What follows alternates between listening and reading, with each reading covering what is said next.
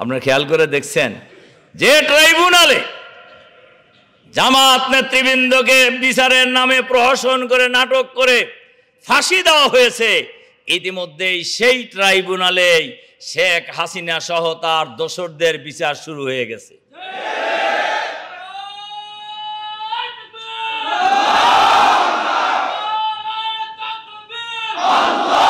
চলগান বন্ধুরা, রাসূল সাল্লাল্লাহু আলাইহি সাল্লামের একটা হাদিস আছে, ইত্তাকুজ যুলমা আয-যুলুমাতু ইয়াউমাল কিয়ামা, জুলুম থেকে তোমরা বিরত থাকো, কেননা কিয়ামতের দিন জালেমের জন্য জুলুম অন্ধকার হয়ে আসবে। কিয়ামত তো আরো দূরে আছে, দুনিয়ায় অন্ধকার হয়ে গেছে না? কে বলেন অন্ধকার হয়েছে কি না? অন্ধকার কিন্তু হয়ে গেছে। একজন বিচারপতি, আমি তো নাম বলি না তার কোনো জায়গায়, আপনারা জানেন তাই না? জানেন না? তা কোথায় পাওয়া গেছে? হ্যাঁ,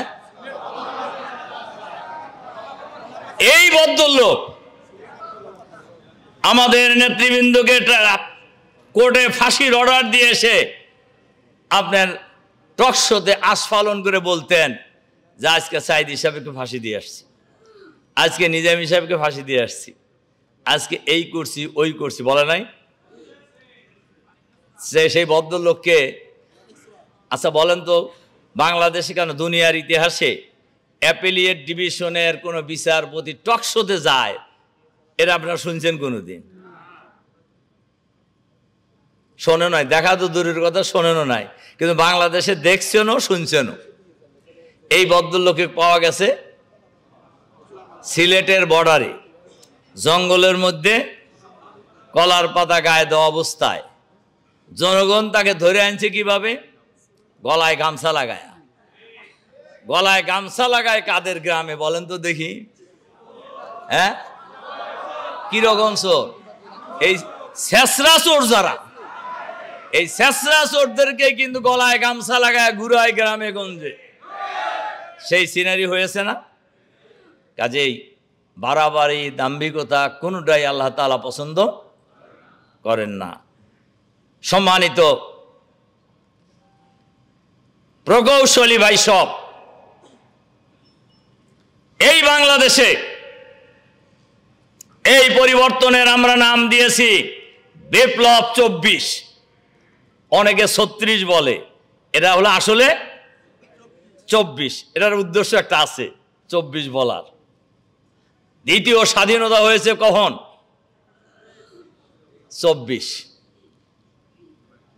সম্মানিত প্রকৌশলী ভাই সব, আমরা দেখছি যে 36-এর পরিবর্তে 24 বললেই কথাটা বেশি বোঝাও সহজ হয়, আবার এটা এটার অর্থও আছে।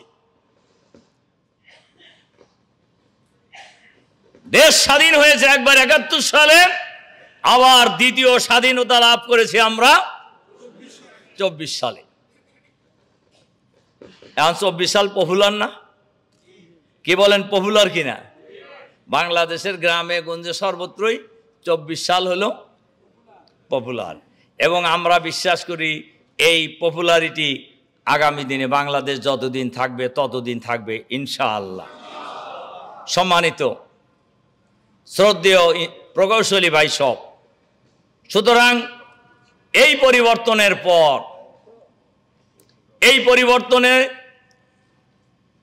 পরে যিনি পালায়ে গেছেন, উনি মাঝে মধ্যে দু একটা বয়ান ছাড়ে যে ঠুস করে ঢুকে পড়বে। আচ্ছা আপনারা বলেন তো, পালায়া যারা যায়, পৃথিবীর ইতিহাসে কোন স্বৈরাচারী ফেসিবাদী শাসক পালিয়ে যাওয়ার পর আবার ফিরে আসছে এরকম কোন ইতিহাস আছে?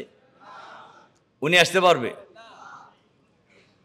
এইটা শুনে আবার কেউ আবার একটু উকিঝুঁকি মারার চেষ্টা করতেছে আর কি। আমি অনেক জায়গায় এই কথাটা বলছি, আপনাদের এই পালানো নেত্রী আর কোনোদিন বাংলাদেশে আসলেও নর্মালি আসবে না। আসবে কি হিসাবে?